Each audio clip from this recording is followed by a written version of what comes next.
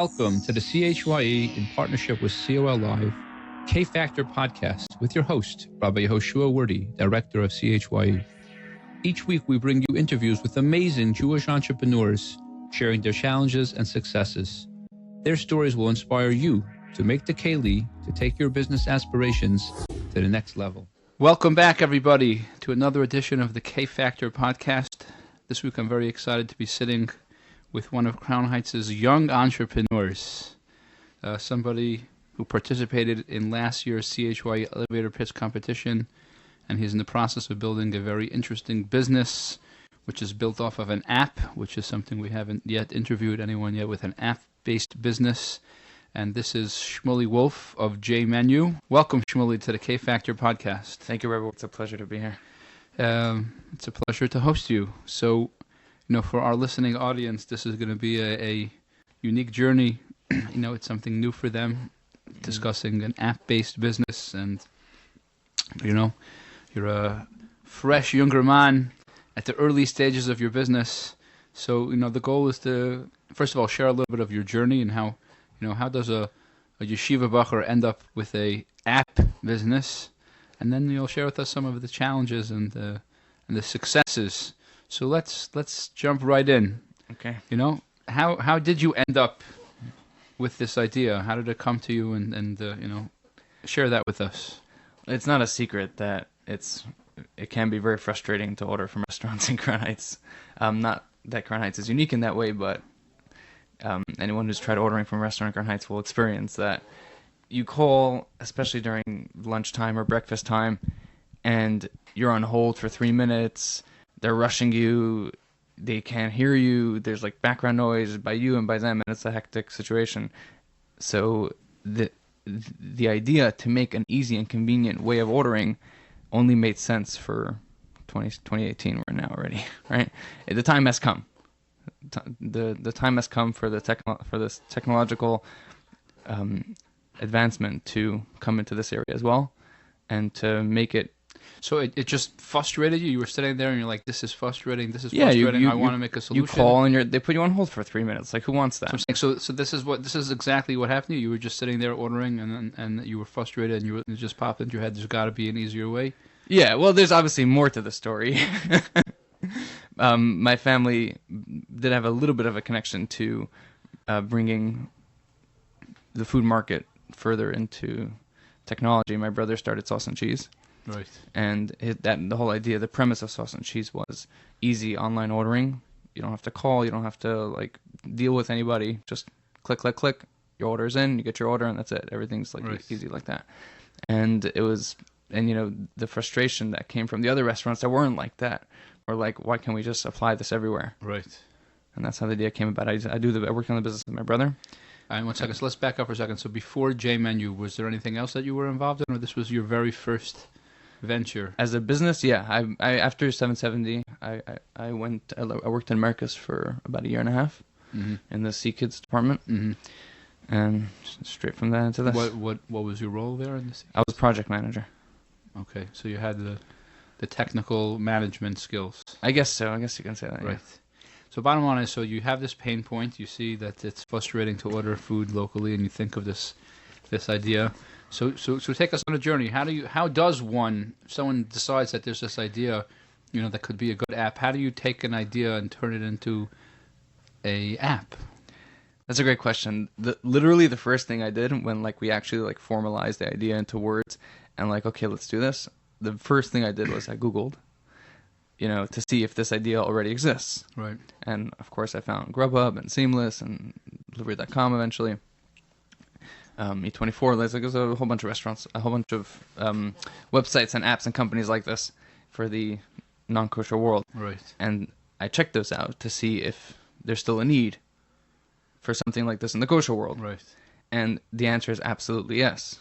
Because you go to any one of these websites or apps and you type in kosher in the search filter and you can get a ham sandwich. Right. It's it's not built for that. Right. So the kosher market really needed it. And when we provided it here in Crown Heights and we're in the Upper East Side, Upper West Side, we're moving into Midtown. We're now moving into other areas I was telling you before, Williamsburg, Borough Park, 5 towns, LA. We're looking at the LA market as well. And wherever we go, the Jewish community is literally like accepting us with open arms and saying thank you for bringing us to our community. That's great. Yeah. So the idea, we got the idea. Simple online ordering from a restaurant. So, but how do you take that idea? First of all, how do you build it? I mean, coming out of yeshiva, this has to be built by technical people, coders and programmers. So tell us a little bit about how you go about building an app. Right. So I had a little bit of a connection with my brother as well, to a technically skilled guy, and we brought him on board, and then this is who? David Abba Goldstein. David Abba Goldstein. Yeah, David Abba Goldstein. He's a proud partner in JMenu, and we're very proud of him, and I hope he's proud of us as well. And we're very happy to be working together. He's very technically skilled, and we brought him on board. And after we formulated the idea, we started raising funds. I actually started speaking to restaurants before an app was even made, or a website was even made, before anything was even done. We just had the idea, and I already started calling restaurants and having meetings with restaurants, and I got restaurants to sign on. The first thing I did was make the first step I did. I have zero experience with this. I've never built a company before, so I had to do it step by step because it's not something like I can refer to my experience. So that's what I did. I literally took it one step at a time. Lawyers, okay, figured out a lawyer. Finally settled on a lawyer that worked. We created a contract that we're going to use with the restaurants, and then opened a bank account, and then opened a business bank and created an LLC. Like all these steps had to be done one at a time. Right. Excuse me. And it was a bit of a learning curve for me, but I remember one night I spent like 6 hours straight reading one of like the federal websites about like certain like when I was creating the LLC. I spent like 6 hours just like reading on like the FAQs to understand like what kind of business I want to form and like how to set it up and whatever, stuff like that. You work through, you do the work, and take it one step at a time. It did seem overwhelming, but when you break it down into steps, each individual step is very doable, and then you just do one at a time. Well, and you definitely had a good fortune that you didn't have to hunt for the technical aspect, because I've seen people build apps and it becomes a question of finding the right team and if it's the right fit, and so that definitely was a big. Yeah, we are. Baruch Hashem, we're very blessed to have a very good. Right. So team. he was able to take care of the whole thing. You didn't have to think about technical. Yeah, I'm very. I have no technical skills at all. I mean, now that I've been working with the app already 2 years, so I can't say I have nothing. Well, you had to brainstorm the app out before. In other words, you must have sat together and built plans. Exactly. The wire. That's the right term to use. Yeah. So, like, almost how much time went? How much time went into doing that? Hours and hours and hours and hours. Because you have to work out the user experience has to be worked out to the T. Right. Every T has to be crossed and every I has to be dotted, and you have to make sure that wherever you want to direct the customer in the app, and where the customer will try to direct themselves in the app, it has to work, it has to function, and it has to be a smooth experience for them. Right. So you have to literally plan out the entire process that the customer will experience. Right. Okay, so there you have the idea, and now you have a technical person. So you said you needed to go out and raise funds. Tell us a little bit about what that's like. I did mostly from family. That's the truth. Right. That doesn't make it easy. And I wanted, since you're mentioning a teachable moment, so for all of you listening, it's a well-known non-secret that new startups, for the most part, get funded by friends and family. This is where you go. They're the ones that believe in you the most. You can't go to a bank yet because the bank wants to see. Yeah, I called the bank. I actually called the bank to get funding, and I actually got a meeting. Surprisingly enough, I surprised myself with a meeting. I wasn't even expecting that. And I got the meeting. I tried like talking myself up. He was like laughing at me almost.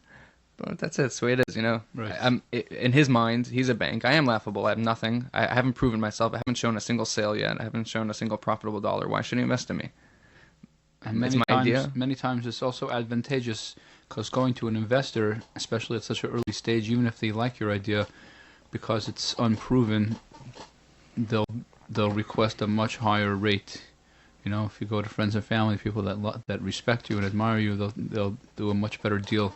So yeah, absolutely. And the truth is, now that Baruch Hashem, we're already successful and we're moving and we're growing, we still have so much more to grow, and we're working to get there and pass there. Right. People are starting to come to me now with opportunities. You know, people I know that acquaintances, let's call them, that have money that they want to invest in. They're contacting me and saying, "Oh, you know, we like your idea. Can we invest?" You know. Right. Very nice. So Baruch Hashem, that turned around nicely. Okay, so now we've got the idea, we've got the technical side, we've got the funds. Now you got to actually open the business and make it happen. So tell us a little bit about how you marketed JMenu and how you got it out there to get people to start using it. You know, it's funny that you bring that up because when I first, I remember when we were like having the meeting, I'm like, okay, we're ready to go. Okay, let's go. Open up the website, you know, make it live. And I was like terrified that like we wouldn't be able to handle all the orders that would come in the second we made it live. And I was like bracing myself. I'm like, okay, go, turn it on. And we turned it on and we're like waiting. And obviously the orders didn't start pouring in because we hadn't even started marketing properly or at all at that point. Our first order was, I believe, 2 days before Pesach. Mm-hmm. Our first order. Then like the next few months till like Tishrei, till Elul time, we were doing a marketing push, both like side getting restaurants and formulating a plan to get customers, and then Elul was really where it kicked off. Mm-hmm. And from there, it's only been growing. I don't think we've ever had a down month since we started. Baruch Hashem. Yeah. Baruch Hashem. So talking marketing, you know, for the benefit of the people listening to this, how do you develop a marketing strategy, and tell us what did you find was successful for you? Not in terms of this bringing in the restaurants, because that's a direct one-on-one meeting, but in terms of getting the word out there to people from a marketing standpoint, what have you seen that has worked for you? I want to bring up another mistake that I made, because I feel like maybe people that are listening to this will be able to learn from my mistake, right? A wise man learns from his mistakes, and a clever man learns from other people's mistakes. So be clever and learn from my mistake. I see marketing all around me, right? We all do. Right. We're walking, and everywhere there's people and things marketing to us. And I was because I have no experience with that either. So besides for like my reading that I do online, and like, you know, reading articles and information about marketing and how it works and things like that, I was like looking from this, like, you know, you know, right. Check what people are doing. People are putting their money there. That means they believe it works. There's probably something to it. Right. Like, you know, people are putting their money where their mouth is. So see what that looks like. So I was always looking and like noticing how people are marketing, and right. I was like, why should I look at the small companies? You know, they don't have as much marketing dollar. Right. Look at the big companies. See what they're doing. They have it right. And that was actually a mistake that I made, because massive companies, like real big companies, are focusing more on brand recognition in many cases, not in educating the market about what you're bringing to them, and how you're like making their life easier, which is essentially what I had to do. Right. I had to go to people and explain to them, look, I'm helping you. I'm making your life easier. You will never have to wait on hold again. You will never have to talk to an angry cashier again. You will never have to worry about, by mistake, ordering something that's not your standard of kosher from another, anything like I'm here. I'm helping you. I'm making your life better, easier, more appropriate for 2018, right? But I have to tell them that. Right. I was approaching it. I was looking at the big companies, and they were doing brand recognition. So I was like trying to like, which means that they just want people to see their brand. They're not trying to say any particular message. Yeah, and it's more attractive also because it's cleaner, right? It has much less words. Right. The message is more subtle, which is very like which is enticing to create a more subtle message. It's like more classy almost. Right. But it was a mistake. It was an expensive mistake. It wasn't expensive in the you sense of thousands of dollars. You made a series of advertising things that were along those lines. And it didn't dish off. No, because people didn't know who we were. People had no idea what JMenu was. Right. So like it wouldn't help them to get a subtle message about JMenu. Subtle messages only work if they already know and you're like reminding them. Right. So that was it was a big mistake in the sense that we're very strapped for cash, right? A brand new business, extremely strapped for cash. So it wasn't a lot of money that we're talking about, but it was very, for you, it was much needed money, exactly. So we have to be very careful about where we put our dollars that we have, and a small mistake like that it could set back. It's a big mistake, really, for a small business. Right. So then my message from that is know where you are, and work with that. Like work from where you're standing. So what? Tell us then what was an effective marketing strategy that you did do? We put more words. As a simple example, we just wrote a short, simple sentence that explains what we do. Right. So that you could pick it up and read one sentence, and they're like, "Oh, okay, cool, I can use that." Right. Versus like, one of the first things we did was we put out a card. We just put it up at the houses over in Crown Heights, and it said, "Hello, comma, please hold. Order on JMenu," or something like that. Right. That's a very subtle message, and it's clever. Right. But it can't be your first marketing. Right. It doesn't work as your first marketing. So we had to switch it. And we ended up working on something else, more like social media. We did much more Facebook marketing and email marketing. And we worked on that. And then that we used that to explain, to educate. And then once we had that, then I can go back and use that original. So it didn't actually go to waste in the end. That was our mazel. So you were able to hold on to it. Just and reuse it when it was exactly. Okay, so let me ask you like this, and just a technical thing. Getting onto the app stores, is that a difficult process to actually? Not at all. Not at all. No. So they're easy, Apple and I mean, Apple is a little bit harder than Google. Saying just not it's not a long vetting process, and it's not you just have to. I mean, it was a couple of years ago, and also I wasn't doing it myself. It was it was Davanaba that was taking care of it. But if I remember correctly, Google was very quick, and Apple was maybe a couple of weeks, maybe 2-3 weeks. They wanted to verify like that you're an authentic business, and like several other things. They have like certain guidelines and standards about like how the app has to be. Do you find that customers find you on the app? So in other words, without the marketing, just being on the platforms and putting the right keywords, do people find you? Well, if you search JMenu. No, I don't mean that's what I'm saying is if someone doesn't know about JMenu, if someone just goes on and searches on, are you finding that people are like searching for kosher, restaurant menu, some things are people finding you through that? So we do Google AdWords, which is very powerful. Right. Very, very powerful. And for things like that, people search like kosher food near me, kosher delivery near me, good kosher restaurants, blah, blah, blah, things like that. Comprende. Do you find, is there competition? Are you up against anybody? Or my biggest competition is from within. Same people that want to do their own stores? No, I mean my own struggles. Oh, okay. So tell us a little bit about that then. Tell us a little bit about your struggles. What are struggles that a young entrepreneur goes through? I don't think it's anything unique, but I'm going to share it anyways. Doubt, because you have ups and downs. You're not, if you have a job and you have like it's more consistent. You come in, you do this, this and this, and then you leave. Even if you're in like more of a responsibility type of job and more of a managerial type of job, so you're not necessarily being told what to do, but it's still more straightforward, more consistent, and much less risky. Over here, I have days that are like through the roof, and then I have days that are like in the red, Right. Like I have days that I'm calling 100 restaurants, and like nobody's even like giving me the time of day. Yeah, exactly, and it's very frustrating. And it can really get to you. So that was something that I struggled with, and still struggle with in other areas. But and as you said, all new entrepreneurs as they start, their business. Yeah, that's what they go through. Yeah, it's because it's something that comes with risk. It's something that comes with, if you eat what you kill, that comes with that. Some days you're not going to kill, and then you're going to go hungry. Right.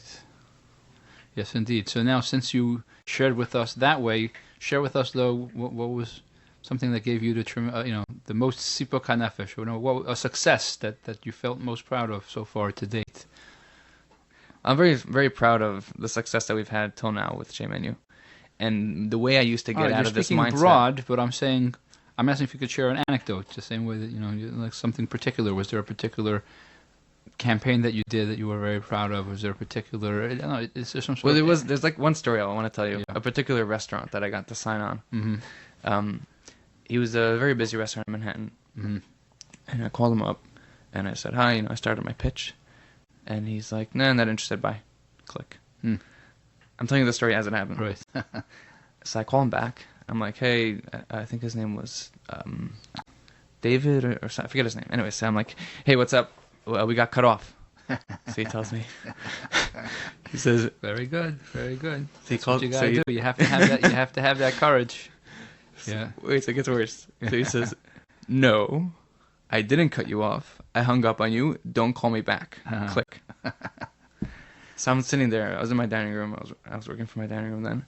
And I'm thinking to myself, like, right now, what do I have to lose?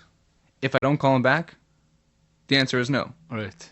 If I do call him back, Right. most likely the answer is no, but that opens up the possibility for something else. Right. Right? If I don't do it, it's for sure no. If I do it, it's most probably a no. So I call him back. Oh, I call him back. Some I'm like, training? exactly. So I call him back, and I'm like, look. He answers the phone. He knew it was. He recognized my voice right away. I'm like, look, what do you have to lose? Let's try it out. She says, what's your percentage? This. Okay. You know what? I like it. He's like, I like what you did. Come in tomorrow and we'll sign. And we got the signature. Nice. Very nice. That's a beautiful story. Thank you for sharing that. That's wonderful. And that's what it takes. That's what it takes. You really have to be ready for those. You know, there's a famous book or something that the title is "Go for the No." You know what I'm saying? That means just you go for the no's because there's, you know, out of every 100 phone calls, 75 will be no, but 25 will be yes. So just go get as many. If you don't call, the answer is for sure no. Right. Absolutely. So here it is now. Baruch Hashem, the JMenu is growing, and you know, you're into it. Tell us a little bit about, you know, what it takes to build the business as it's growing. You know, you started it and it's open, and now you have to build it. What are some of the lessons you've been learning about actually building the business itself? Meaning? Figure out what needs to be done, right, and then do it, and focus on it 100%. Mm-hmm. Something that I learned, I learned the hard way, mm-hmm. but I learned it is prioritization. Okay, explain that. Especially if you're running your own business, there's a million things you need to take care of, right? Just throw out some examples. Customer service, right? We get lots of customer service emails, customer service calls. Each one of those takes up time, right? Sometimes 5 to 10 minutes, right? Restaurant service. Restaurants call us. They want to do this. They want to do that. Update the menu. Put in pictures. You know, this, that, and the other thing. Deal with payments, right? Like the financial side. Marketing. You want to make a plan. Budgeting, right? All these things, and planning for the future. All these things like take up time, and it's very easy. It's very tempting to just get the small stuff out of the way. Right. The problem with that is, and I learned this the hard way, is that by the time you're getting the small stuff done and out of the way, the day is over and you got nothing substantial done. Mm. And you feel like, what do you mean? I did so much. I did 30 things today. I crossed off 30 things off my to-do list, right? Which feels great. Look, my list, 30 things are crossed off. But you didn't do anything or you didn't do the right things, I should say. You didn't do the right things to move your business forward. You did a lot of maintenance, maybe some things that were necessary to move it forward, but not what moves it forward. Right. And that's very important to prioritize, to figure out what actually do you need, what is the actual action that you need to do to make your business actually move forward. And you need to focus on that, if not 100%, maybe 95%, but close to 100%. And the small stuff will either work themselves out, or you'll be able to eventually, by growing your business, you'll be able to hire someone to take care of that. You know, we'll work it out, but your business has to grow. Stay focused. Your business has to grow. It's important. Like it's you're on an escalator and you're moving down, right? It's like the Mendel Futterfass, I think, used to say. You're riding a bike up a hill. I don't remember. I think it was that. Okay. If you're not moving up, you're moving down. Right. It's a living organism. Right. Business. So, talking about customer service and user experience, maybe share with us. You know, I'm sure when you started the app, you must have discovered things and made tweaks and changes. What was it? Any interesting discoveries that came from people using it that made you shift the way that you were operating the business, or the way the app worked, in order to make it more user friendly, more, you know, customer conscious? It's an interesting question. Something specific. I'm trying to think of something specific. Well, what about from a customer service standpoint? You forget about the actual platform, but you know, customers calling you up. What did you discover that you hadn't thought of when you first launched, that as a result of customer requests, you you added or you changed? It's amazing how, because the apps that people are used to using are created by, for the most part, very large companies with a lot of money and a lot of team power and things like that. So they're able to do a very professional job. Right.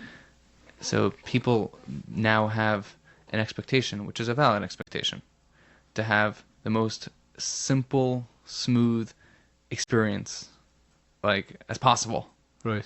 And the problem is that a lot of people don't recognize what it takes to provide that. The amount of hours of coding and money that needs to be put in to create that is like people say but why can't you just do this? Right. It seems so simple, but it's not. On a technical end, it's really not simple.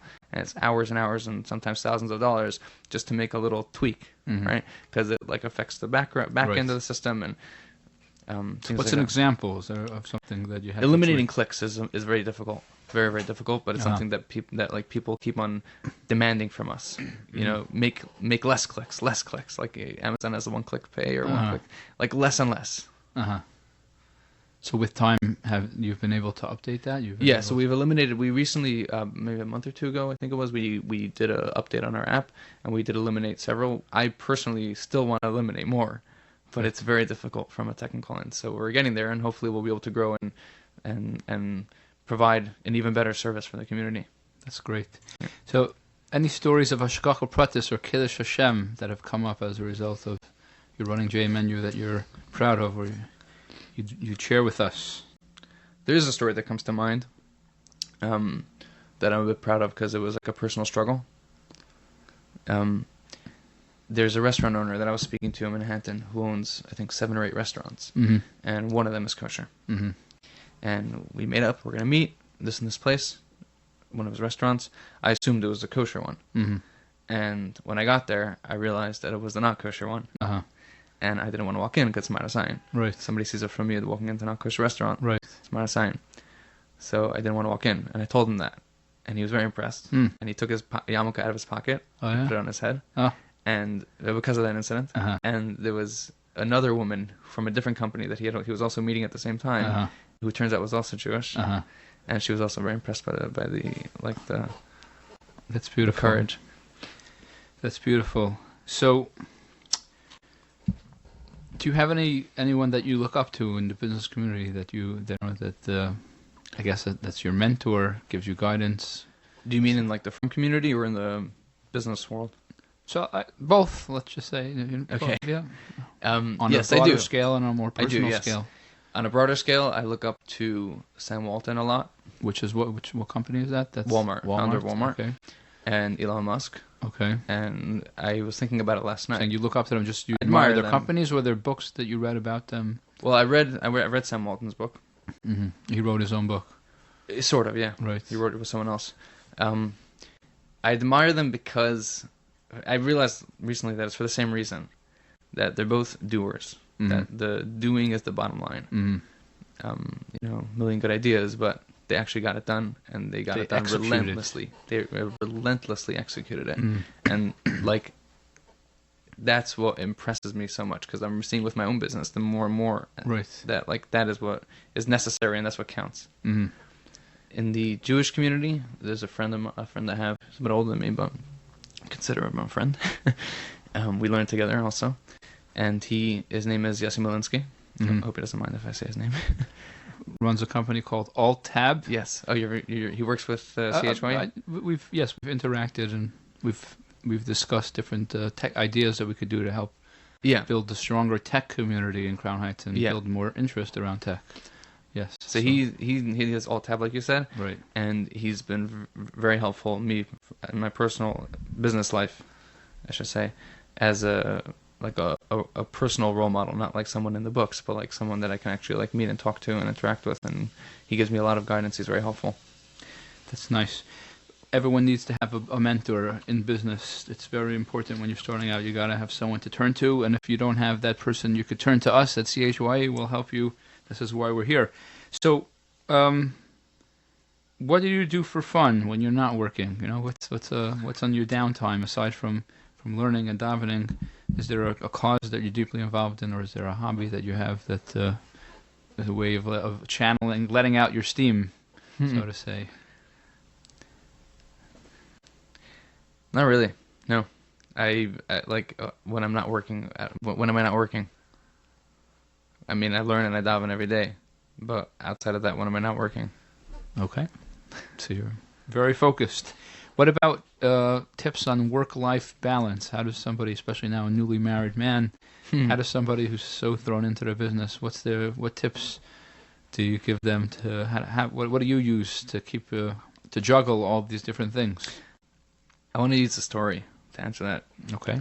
A friend of mine, his father went into Chiddush by the Rebbe, and I might be getting some of the details wrong, but excuse me. The bottom line is he asked the Rebbe, I think, how much sleep he needs. Mm-hmm. And the Rebbe told him between 6 to 8 hours. Ask your doctor. Everyone needs like between 6 and 8 hours, and your doctor will be able to tell you exactly what's right for you. Mm-hmm. And the Rebbe, I don't remember how it happened, but the Rebbe started giving him like a Seder Yom almost. Mm-hmm. And the Rebbe told him you have this amount of hours for sleeping, and this amount of hours for eating, and this amount of hours for davening, and this amount of hours for Dvar B'Telim, right? Mm-hmm. And said that. And then you have X amount of hours left for learning. I think it was 8 or I don't remember how many hours it was. And it says, and Rebbe said, and these hours came about in Gora Lamden, or Gora Goin. I don't remember the exact lesson. And then because it was that like, I find it's almost an excuse that I use myself, and sometimes that I use myself and people use to get out of responsibilities, to procrastinate. Right. Like, oh, I have to have work-life balance, so I have to spend time with my wife and my kids, whatever, and therefore I can't get the work done, and it's not my fault. Right. And it's procrastination or an excuse many times. And the reality is that if you took the hours that you do have for work, even on what's a minimum work day? 8 hours? 7 hours? Yes. If you just took those 7 hours and put yourself in 100% for those 7 hours, when you do have an excuse to be there, you do wonders with your business. That's wonderful. It's wonderful. Thank you for sharing that. So, I mean, you're not that far into your journey, but let's say you had to turn around and somebody was just about to launch. What would your number one tip be to them to stand them on their feet?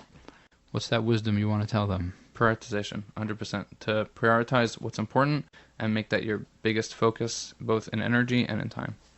That's great. If somebody wants to reach out to you, they listen to this and they're like, wow, this guy Shmuly has shared such wonderful wisdom. I'd love to chap a schmooze. How could they reach out to you? You can reach me on Facebook. You can reach me on email, shmulywolff@gmail.com, or shmuel@JMenu.com. Yeah, feel free to reach out to me. I'm happy to meet, because I'm sure I have what to learn from you as well. So I love meeting people and learning from them, teaching them what I know. Any final thoughts you'd like to share? Yes, I want to finish off with extending my appreciation to you, Rabbi Wardy, and to CHYE. You guys have done tremendous for my business personally. I constantly refer my friends to you guys. Friends that are looking for careers, for jobs, friends that are looking to start businesses. I'm always forwarding my friends. I'm telling them, go to CHYE. They'll be able to help you. They're there for you. And I want to tell us to everyone, CHYE is really here for you. Whether you're looking to start a career or a business, either one, they are here and they can and they will help you. So definitely come to CHYE. Thank you for those warm words. And the answer to that is absolutely yes. This is completely our mission. And by all means, if you're ready to start your own business or if you're trying to figure things out, please feel free to reach out to us at any time. My email address is rabbiw@chy.info, rabbiw@chy.info. Well, thank you very much. This really has been a wonderful conversation. You've shared such wonderful ideas and thoughts, and Hashem should bless you, that the JMenu should continue to grow, and Amen. Shem will Tiferes. We're proud of you Thank as you. a Crown Heights young entrepreneur, and we're rooting for you. Thank to you. Take it all the way to the major leagues, Mr. Hashem. Thank you. Have a wonderful week, everybody. Michael El Chayil. Thank you for listening to the CHYE in partnership with COL Live K-Factor podcast with your host, Rabbi Yehoshua Wordy. We look forward to bringing you more amazing entrepreneurs to share their stories. See you next week.